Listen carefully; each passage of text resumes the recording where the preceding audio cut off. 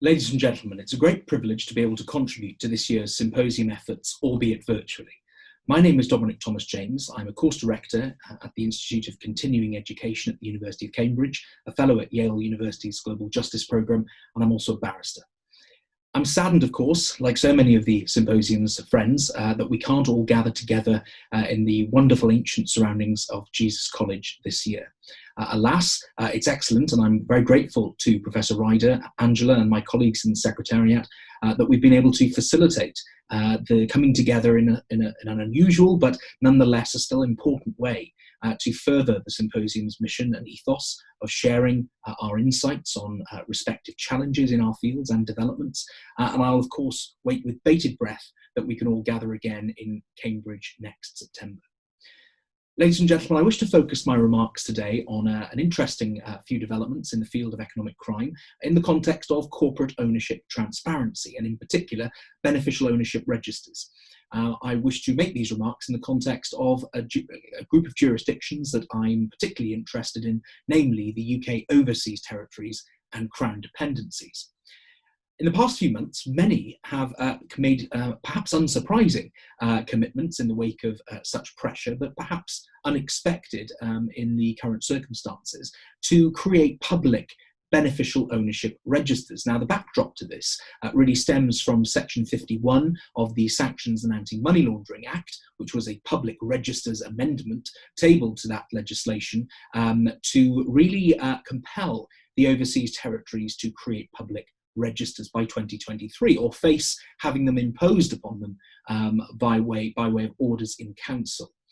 Now, in the past few months, many overseas territories have committed to implementing public registers, including Anguilla, Bermuda, the Cayman Islands, the Turks and Caicos Islands, and indeed the Crown dependencies of Jersey, Guernsey, and the Isle of Man. Now, it's perhaps interesting at that point to note that the Section 51 amendment, and indeed the Sanctions and Anti-Money Laundering Act, does not apply specifically to the Crown dependencies. Nonetheless, they've taken preemptive commitments, and that, of course, has added in many ways to the pressure on the overseas territories. And to date, there are 8 of the 14 which have committed to public registers in their domiciles. It'll be interesting to pause, I think, and consider the effects that this will have, really taken with what the international standard says on beneficial ownership registers, or rather what it doesn't say. In many ways, an international standard on this issue, on the effective storing and exchange of beneficial or ultimate company ownership, remains ill-defined. And the reality of this is that if we take the Financial Action Task Force's recommendations, which in many ways are unparalleled and unchallenged standard setters, the Financial Action Task Force's position on this is that the information on beneficial ownership should be made available to competent authorities, and it should be in a timely fashion, and the information stored on the register should be, of course, accurate. The realities, of course, is that that doesn't specify a central register, government-held, or indeed a public one. The choice, therefore, perhaps is vested with the members seeking to implement such a standard.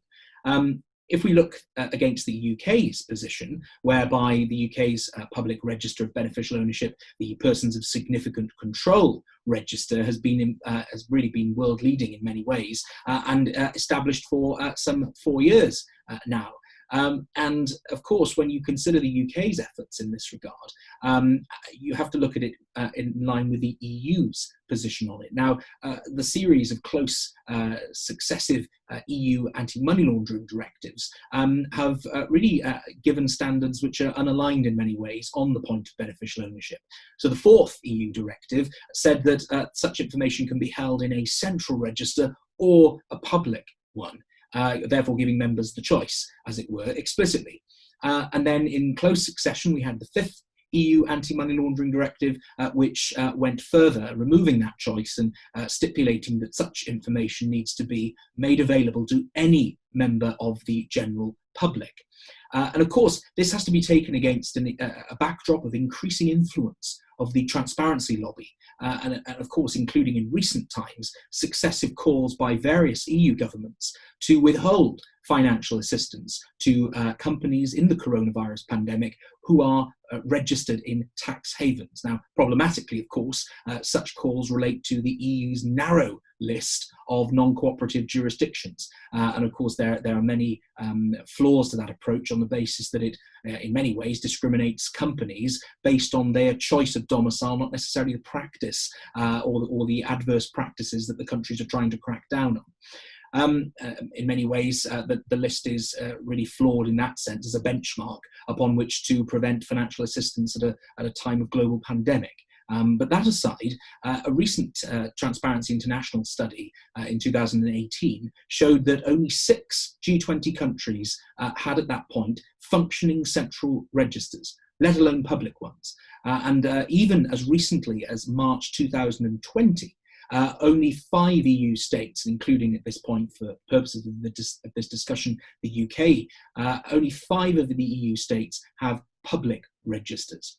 Beyond the UK and the EU, only a very small number of jurisdictions have them. Even the US has only recently tabled legislation to incorporate a central register. And therefore, it seems that a public one in the context of the EU, may be, in the context of the US rather, may be some way off. It's right to note that notwithstanding the UK's lead on this, the public register system contains flawed and unresolved issues. These pertain not least to the lack of independent verification of information and indeed, therefore, the accuracy and honesty of representations contained on the register.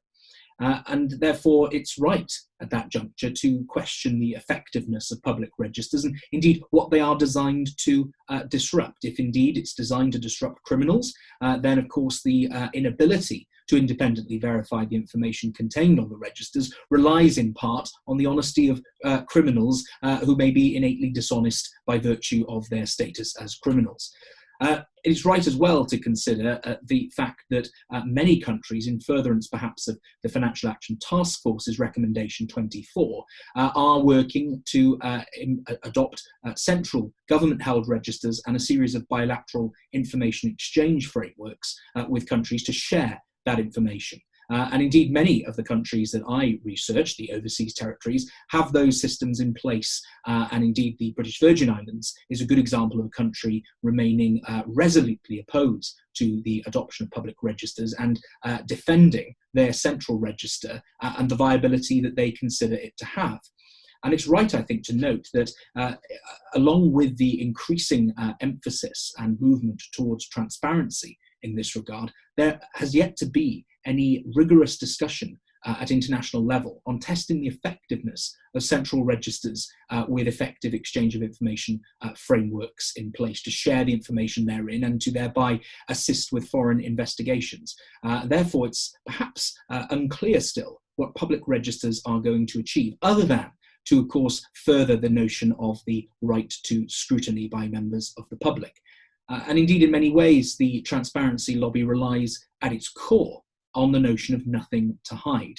And of course, there are, for those of us who are lawyers, there has to be a clear demarcation between conduct which is lawful and conduct which is not. And the reality is that there will always be legitimate reasons for acquiring confidentiality and privacy, and therefore that happens to be perhaps one of the thorns in the side of the transparency lobby in this regard, but nonetheless one which has troubled offshore jurisdictions, including the overseas territories and crown dependencies, for decades. It's right, I think, however, to make this one last final point, which is that unless all countries with sophisticated financial centres go public, as it were, with their registers of beneficial ownership, then it could create an unintended consequence of furthering the race to the bottom of illicit finance to jurisdictions where it's darkest and where international cooperation may simply be non-existent and regulatory controls weak or lax. That happens to be a concern, particularly for us in our field.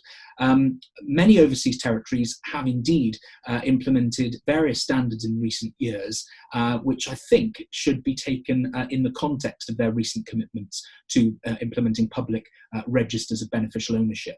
Some of these include reformed anti-bribery legislation, modelled on the UK's Gold Standard Bribery Act, and indeed economic substance requirements, which are designed by their nature to subvert that problematic form over substance doctrine, which has plagued offshore financial centre jurisdictions for decades.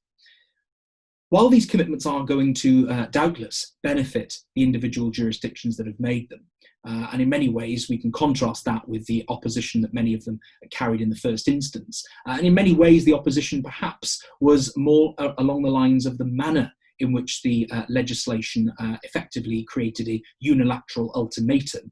And really, now that the Crown dependencies and many overseas territories have made that commitment, it will be very interesting to monitor the effect it will have on their jurisdictions, indeed as individuals, and also their position in the wider world. For any jurisdiction interested in attracting legitimate business, it has to ensure that its regulated environment remains robust, and particularly in the context of increasing monitoring efforts by organisations like the Financial Action Task Force. And therefore, in an age of de-risking, in an age of blacklisting and grey-listing, it's obviously going to be of importance to jurisdictions to make these commitments to further their international viability and indeed their reputations. Although it will be interesting to monitor the rate beyond the UK and the EU that public registers will indeed gain traction. It's not looking, in my estimation at least, as if this is going to become globally normative anytime soon, although it perhaps is promising that there is movement within the UK's network, as it were, of overseas territories and Crown dependencies. Ladies and gentlemen, thank you for allowing me to make these remarks. I wish you all the very best and that you're all keeping safe and well in these unsettling times. As I said at the start of this video, I very much look forward to seeing you all again in Cambridge next year, all being well. And in the meantime, I wish you all the very best professionally and personally, and I look forward to a time where we can all meet again. All the best.